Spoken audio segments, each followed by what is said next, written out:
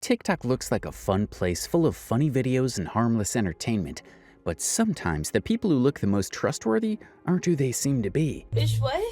Bitch, what? Bitch, what? Let's see what's up. Oh my, is that a dead rat on my porch? Zelda princess. Yes, it is. You should be very grateful, Mother. I did all this work and you're gonna... This is the story of Stephanie Harris, also known as Anime Ribbon. To thousands of followers, he was an activist, a victim advocate, and a respected member of the cosplay community. But behind that image, critics say there was a years-long pattern of controversy that many people never saw. Today we're diving into the story that's left people asking one question: who is Anime Ribbon really? He claimed to be a professional with an unbelievable list of achievements. According to him, he graduated from high school at just 15 years old. Over the years, he's also claimed to be a licensed therapist, prison nurse, trauma nurse, researcher, and even a professional cosplayer hired by major companies. But many people started asking one simple question: how is that even possible? I'm gonna apologize now for the trauma that I am about to put you guys through. For those of you who don't know, I used to work in a trauma ER back when I thought I was still going to pursue physical medicine for the rest of my life, and then I switched to mental health. I am now a therapist, and every single time I think about going back to physical medicine, this situation immediately, first thing that I remind myself of why I will never go back to it. Some of you have already heard this story, but for those of you who have not, do not eat or drink anything while you're listening to this piece. We're about to get real graphic. And every time you think you're going to know what's going to happen next, it's going to change. Ribbon has claimed to be a healthcare professional in multiple facets, from mental health to having worked in the ER, which does not seem to be true. He had a whole series about working at GameStop horror stories, most of which, if not all of which, was actually stolen from another creator on this exact platform. He used to claim to be a professional cosplayer in a way that really doesn't exist. He used to claim that companies would pay him lots and lots and lots of money, like thousands and thousands of thousands. Critics pointed out that fitting all of these careers into one timeline while also serving in the military and raising children seemed extremely unlikely. Then there were his claims about being a professional cosplayer. He said companies hired him to attend conventions as a living advertisement for popular franchises, but fellow cosplayers quickly pushed back, saying many of his costumes looked like beginner-level outfits that could easily be bought online for around $30. And perhaps the biggest red flag came when people reported he claimed therapist credentials to Texas authorities. Soon after, the title licensed therapist quietly disappeared from his social media profiles. Whether it was coincidence or something more, it only made people question his story even further. Ribbon is the one who keeps positioning himself as the well-educated one in front of his audience, and once that image is in place, it becomes the foundation for a lot of what he says next. He presents himself as a licensed therapist, someone with formal authority in mental health spaces. Alongside that, he brings up work as a researcher, along with experience in mental health support roles. On the surface, it builds a profile that sounds structured and professional, the kind of background that naturally makes people more likely to trust his judgment. Let's talk about this for a second, though, because a lot of people don't realize that it's not you. If you're going to a therapist and you're like, oh, maybe I'm just bad at therapy, maybe it just doesn't help me, 90% of the people I meet like that, it wasn't them, it was the therapist. But it doesn't stop at titles. At different points, he also shares patient-style stories, real-world sounding situations involving individuals and their struggles, framed in a way that feels clinical, almost like case notes. The problem is these stories are only ever coming from him, without any way for viewers to verify whether they are real cases, simplified examples, or something entirely constructed for narrative effect. Patient story time. Actually, a couple. I'm going to list off the craziest things that I have had psych patients say to me. 5-second backstory. If you don't know, I did hundreds, actually over 1,000 interning hours doing research psychology in prisons under a specific doctor who was studying people who have taken multiple people's lives purposefully. Sorry, I had to be careful how I worded that on this app. No, the disclaimer, this is not the famous one that everybody always asks me about. But I had a guy who made different animal noises at me every single time we came in. So he was fine with Dr. W, but he refused to talk to anyone that didn't have something swinging between the legs, if you know what I mean. Very misogynistic dude. But he would make animal noises. he would make animal noises. And it was different animals each time. Like, because every time Dr. W would finish his questions, also if you're wondering why we call him Dr. W, it's for privacy. His name isn't Dr. W. His last name just starts with W. But yeah, Dr. W would had no problem talking to him, but then it would be my turn. He'd be like, oh, try again to talk, right? And it would be a different animal noise every day. He would just repeatedly do that. Barked, meowed, fox noises, coyote noises. I did eventually get him to talk, but I think we went through the whole Noah's Ark in that time period beforehand. One time when I was working at that at-risk youth center, I had this kid who came in and he wanted meds, and I can't give meds. I don't have that kind of degree. I don't have an MD. I can't prescribe you anything medication wise. At this time, I hadn't even finished my master's. I still had my bachelor's only at this time. This kid, and to be clear, this was not, somebody who needed medication. He was well known in the area for selling Adderall. Like this was not, to be clear, this wasn't somebody that needed medication. This kid was a dealer. It was like an alert for him and everything, because I had the doctor that worked there. Like this was not just, I don't want anybody to think that we were like denying somebody that needed medication. But when I told him that I could not give him Addies or Ritalin or anything like that, like I could not give him medication, this kid looks me dead in the face. He tells me that he hopes that next time I buy an adult item, he said the actual word though, that it was secretly used and that I only thought it was new, so that when I took it home and used it, that I got AIDS and passed away. He said it in a lot meaner way, but I think you get the point. So yeah, so you have to have thick skin, because you could be told some wild shit. And then there's the advice. He frequently moves into giving medical and mental health guidance directly to his audience. Not just general support or opinion, but statements framed with authority, like someone speaking from professional training rather than personal perspective. That's where the licensed therapist claim becomes especially important in how the audience receives it. Because if someone is genuinely qualified, that advice carries weight. If they're not, the stakes change completely. I'm in dead sick, but a lot of you guys asked, so let's talk more about sociopathic and psychopathic children. So as I said before, a child cannot be diagnosed with ASPD, which is the antisocial personality disorder. That is what sociopaths and psychopaths fall under. And as a lot of people asked and pointed out, I just grabbed a random comment that brought up the whole nature versus nurture issue. A lot of people were like, hey, so why is it that some kids can grow up, that some kids who are psychopaths or sociopaths. He also reinforces the idea of being involved in mental health work, sometimes blending roles together in a way that makes the background sound even more established. Therapist, researcher, support worker, all parts of a single identity that signals expertise. I am going to share a very hard decision that I recently made that will affect the rest of my life, related to the work I do in mental health, and I want to share it so that if anybody else ever feels like this in any position of life, even if it's not the same thing, it's talking about the feeling of it and how hard it can be to make that decision even when it's the right one. So if anybody ever gets put in a situation like this, they can see that and know that it is okay. So if you don't know, my day job is mental health research. But when people start trying to trace those credentials independently, what they're met with isn't clear confirmation from external institutions. It's repetition of the same claims across his own platforms. And that's where the disconnect starts to form. Because the more authority is emphasized in this story, the more important outside verification becomes. And without that, the entire professional framing starts to rely heavily on self-presentation rather than independently confirmed fact. I just can somebody listen and tell me if I've got this right? So I work in mental health research, and I did take a break to be a counselor in an at-risk youth center when we were in Georgia, but then when we moved back, I went back to mental health research. And we run off of grants, scholarships, things like that. I work under a physician. One day I eventually want to get my doctorate. I've been saving up for it.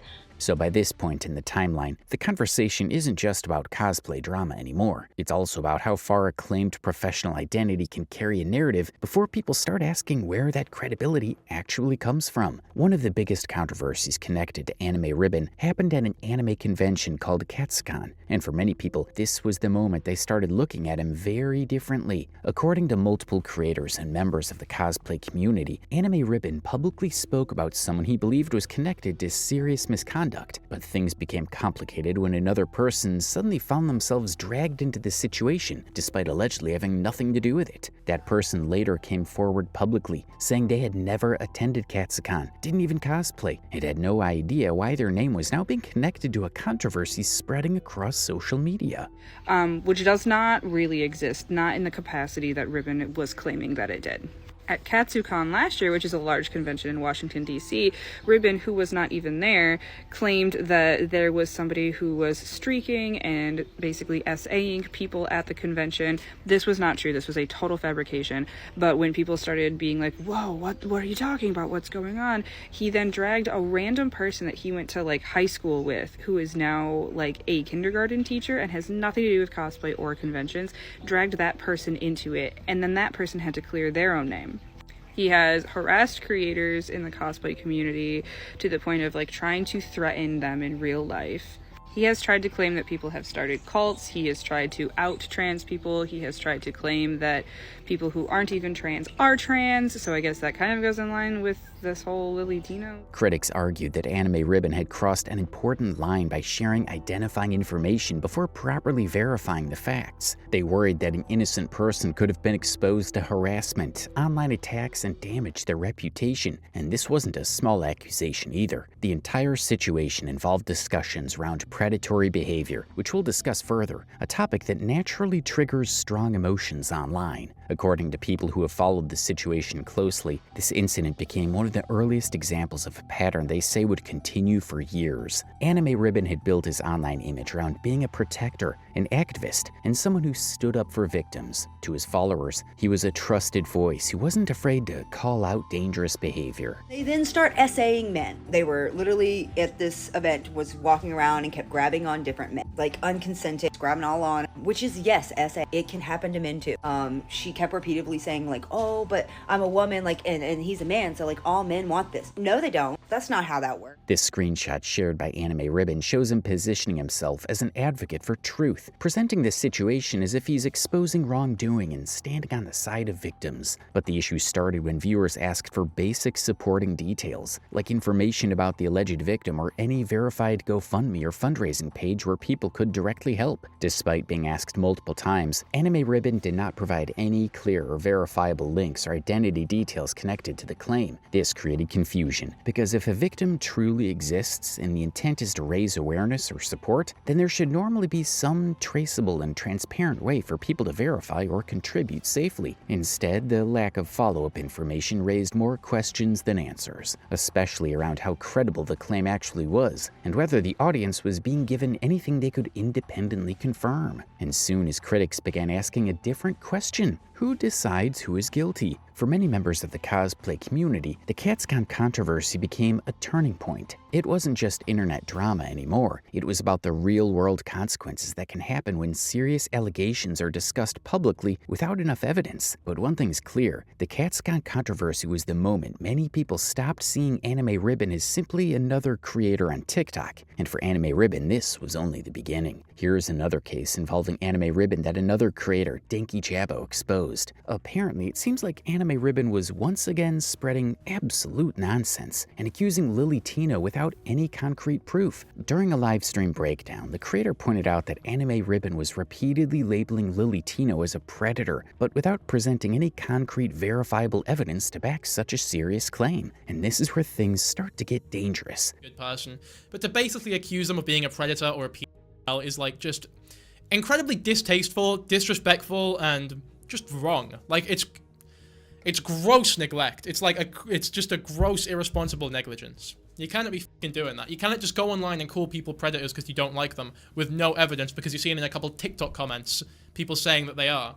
Whether someone dislikes or likes Lily Tino is completely irrelevant here. The bigger issue is the difference between criticism and accusation. Those are not the same thing. Criticizing someone's behavior online is one thing, but attaching labels like predator, criminal, or stalker is something entirely different that requires a much higher standard of proof. What was highlighted in the breakdown was a growing issue on social media in general, where repeated claims start to feel like facts just because they circulate long enough. The more a statement is shared, the more believable it becomes to some audiences, even if nothing has actually been proven. As the analysis continued, the so-called evidence being presented was also questioned. A lot of it appears to be anonymous screenshots and unverified messages with no clear source behind them, and that's a major red flag. Screenshots on the internet can look convincing, but they're not proof on their own. Without verified identities, original files, timestamps, or independent confirmation, there is no way to confirm authenticity. What this really means is simple.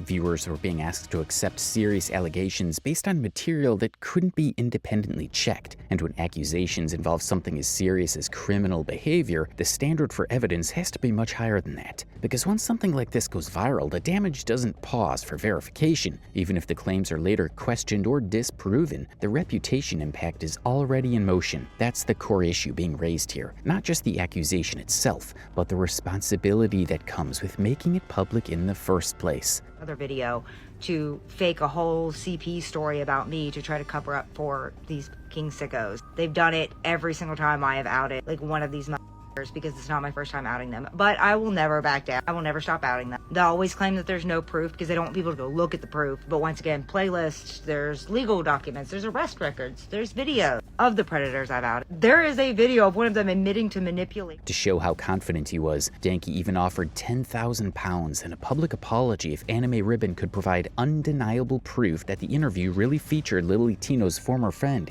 instead of Ribbon voicing both sides. I know what she's talking about. If anyone can show me undeniable proof, if Ribbon herself can show me undeniable proof that she was talking to Lily Tino's friend, I will give her £10,000. Anime Ribbon didn't stay silent for long. Shortly after Danke's YouTube video, Ribbon uploaded an entire TikTok response aimed directly at him. The video opened with the sarcastic caption, "Danny exposed me. I can clone myself and make myself look like a grown man twice my size." Throughout the video, Ribbon mocked Danke's accusation that the interview had been faked, joking about having cloning powers instead of directly addressing his main claim. Ribbon also pointed to screenshots and emails as proof. But according to Danke, none of that actually proved another person had participated in the interview, which only fueled the debate even further. That's twice my size. That's secretly me because I can clone myself. I'm talking to myself. Cloned myself, you guys. Didn't you know I have cloning abilities? I gotta confess, I got cloning abilities. I'm a superhero. Apparently, I'm twice from my hero. Now, when you go watch his video talking about my cloning powers and how I'm apparently talking to myself with my cloning powers, because you know that big dude. Sure, you ignore the part where he openly brags about how easy it is for him to edit video, and skip past the part where right before he shows this audio clip claiming it's to be me, he admits to putting it into. Powers are out there now, you guys. I call myself into a large man.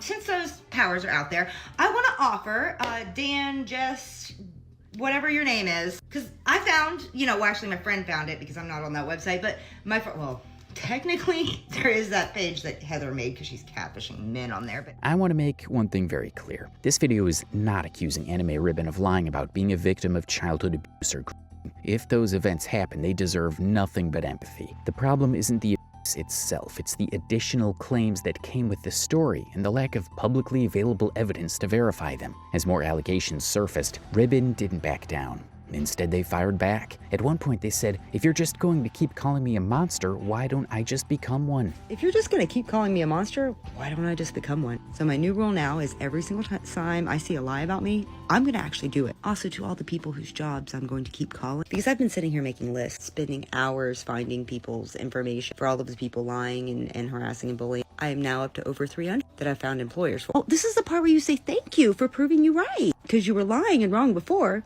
but now you're about to be right. Rather than calming the situation, those statements only made the controversy bigger. Ribbon has also shared a deeply personal story about being groomed online as a child. But alongside that, they made several extraordinary claims, including being one of the biggest child victims on a dark web website, and later logging back into that same site years afterward. The issue is simple. There isn't enough publicly available evidence to independently verify those specific claims. That doesn't mean they're false, it just means they remain unverified. By this point, the pattern is hard to ignore. Anime Ribbon isn't just presenting one version of himself. He's presenting a full identity built around authority and expertise. expertise. On one side, he positions himself as a medical and mental health professional, a licensed therapist, a researcher, someone with experience in mental health work. On the other side, he also presents himself inside the cosplay world as a professional mentor, manager, and guide for upcoming creators. It's not one role, it's multiple roles stacked together into a single persona. What stands out is how these roles are used. Whenever controversy builds or questions are raised, the response doesn't stay inside the topic being discussed. Instead, authority from other fields gets pulled in. Medical knowledge, professional experience, mental health expertise, mentorship roles, all of it gets used to reinforce credibility in the moment it's needed most. And what this does is shift the focus away from the original question toward trust in the identity being presented. At the same time, every major claim that's been raised publicly has been denied. People that create fake CP,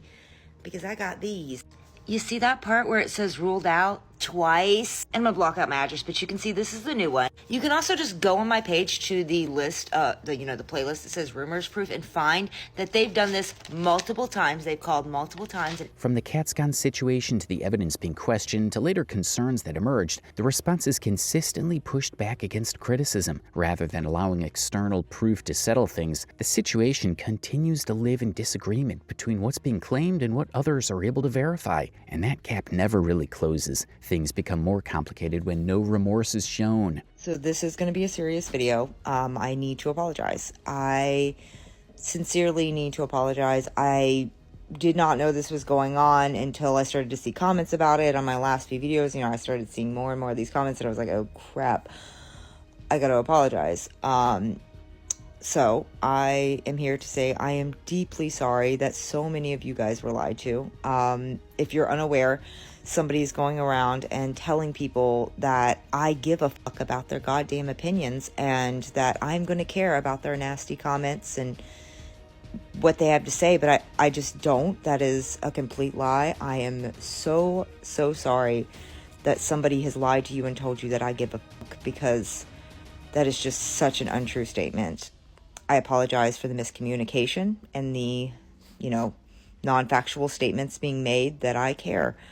I am so sorry. Because the issue is no longer just about one incident or one piece of evidence. It becomes about credibility as a whole. A public identity has been built that spans multiple professional fields, each one adding weight to how seriously the audience is expected to take the claims. But the difficulty is that most of this authority exists inside self-reported narratives, especially when scrutiny is highest. And that leaves the audience in a strange position, not with a clear ending, not with a confirmed conclusion, but with a long list of unanswered questions. How much of this identity is independently verifiable? How much is presentation? And how much changes when you remove the framing and look at what only can be actually proven? Because in the end, that's what the entire situation circles back to. Not just what was said, but what can stand on its own without needing the story around it to hold it up.